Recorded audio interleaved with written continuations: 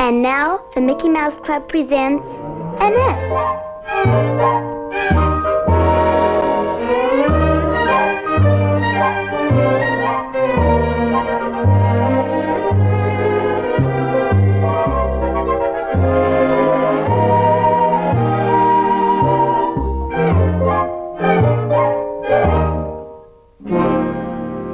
Today's episode, the Turn Down Invitations. Well, I was telling my niece. Annette's my niece, you know.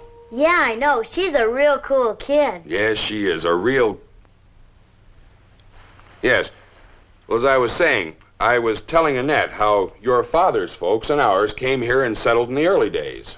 Yeah, Pop's always sounding off about that, too. He says the smart ones came here to town and let it grow up around them and make them rich, while the rest of them just bought themselves a lot of hard work. Nonsense. Your father has a fine ranch. Mighty fine. Well, we kind of like it.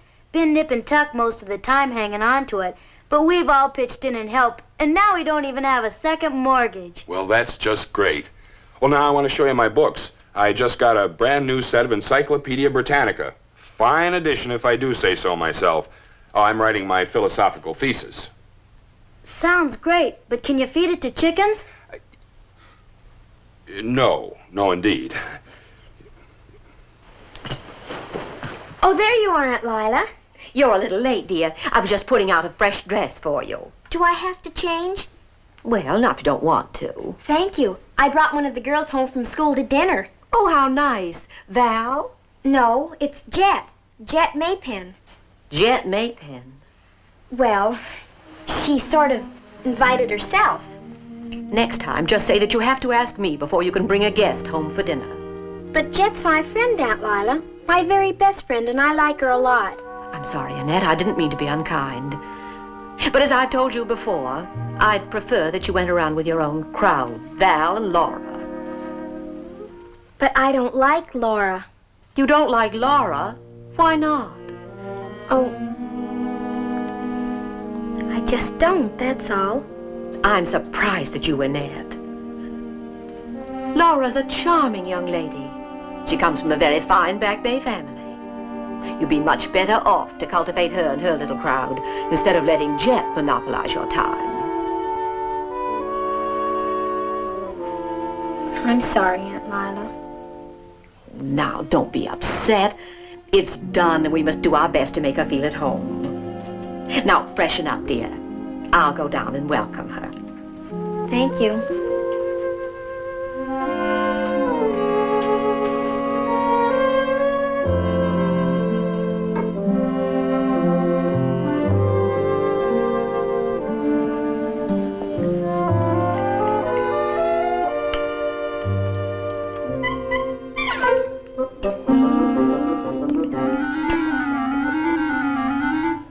Slippery little rascal, isn't it?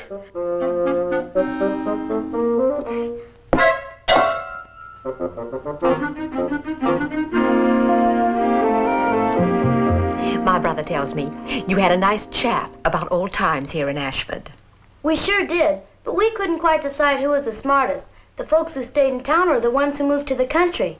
It's fun living on a ranch. There's a lot to be said about country life.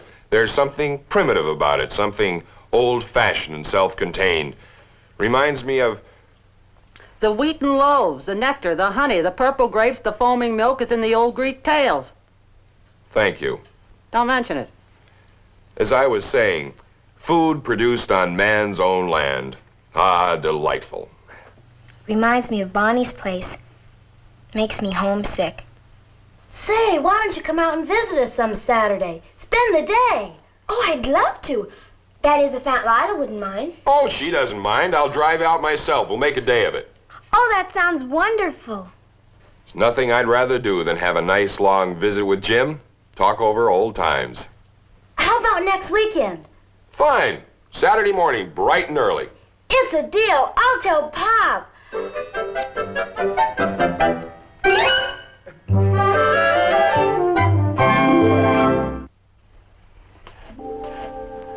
Oh, boy, I'm so full of fried chicken, I'm about ready to cackle.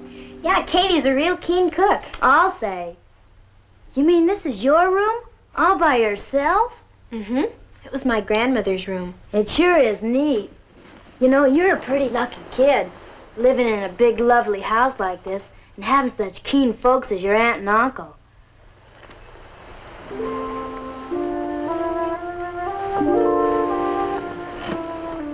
Yeah, I guess I am. But somehow I'm beginning to feel that I really don't belong here. What's biting you now? Oh, Aunt Lila wants me to go around with Val and Moselle. You mean instead of me? Oh, no, it's not that. It's just that she thinks I ought to be more friendly with Laura. That's schmo. Aunt Lila thinks she's nice. I take it you haven't told her about that necklace business, have you? No, Why not? I don't know. I guess I'm afraid to. She just wouldn't understand. Well, how do you know unless you tell her? Maybe I shouldn't have come here to Ashford in the first place.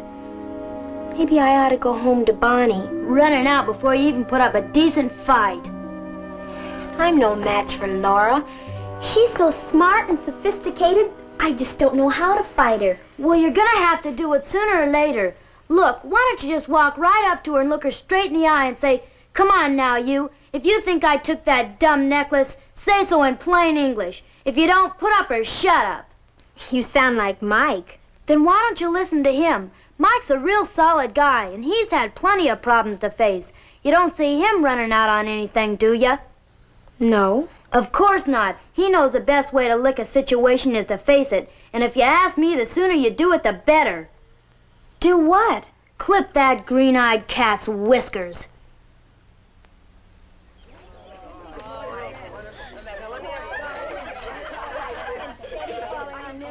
Where's Laura? She could have lunch with Stephen. Val, you know, we simply must do something about Annette and Laura. You got any ideas? There must be something we can do to straighten things out between them. Well, this is just all too silly. I'll say. I tried talking to both of them, but I get nowhere fast. Me too. Laura just won't give an inch. Neither will Annette. She feels Laura owes an apology. Sure getting sick and tired of all this fussing and feuding. What about the barbecue Saturday? Annette'll probably turn us down when she finds out Laura's going. I know, they're barely even speaking. Laura's sure being pig-headed. Well, she's convinced Annette took the darn thing. But why? It could have been any one of us. Val, how can you say such a thing? Well, something happened to it. Sure is a mystery. Have you told your mother about it yet? I don't dare. She'll tell Miss McLeod, and then the lid would really fly off. You know, I think Stephen's going to ask Annette to be his date Saturday. Oh, no, that's all we'll need. Laura'll skin her alive when she finds out. Oh, Annette. Wait a minute, will you? Hi, Steve. Have you talked to Val today? I saw her for just a minute between classes. Why? Did she tell you about the barbecue? Barbecue? Yeah, we're going to take the whole gang on an old-fashioned hayride and wind it up at our place at Spring Branch for a barbecue. Sounds like fun. Well, how about it? Is this an invitation? I'm asking you to go. I'd love to. Good. I'll pick you up at 10 sharp Saturday morning. Saturday? This Saturday? Well, you didn't expect us to skip school, did you? Oh, I'm sorry, I can't go. Why not? Well, I have to go with... So somebody beat me to the punch, huh? No, it's not that. You see... Okay, forget it. No, you don't understand. Yes, I do. You've got a date with somebody else, and he's a lucky guy. So, better luck next time. I'll see you.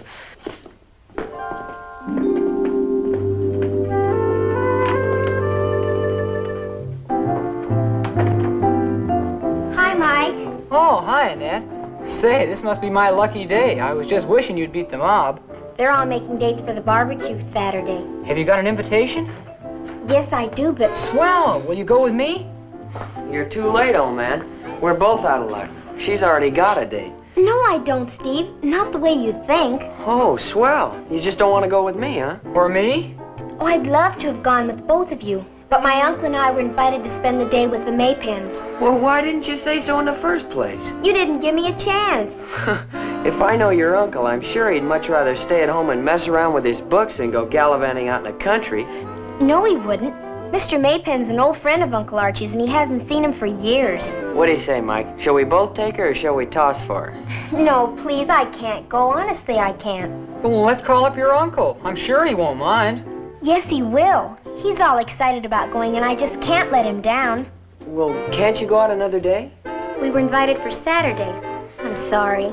You mean you won't? Okay, if you can't, you can't. And that's that. Guess there's just one thing left for us to do.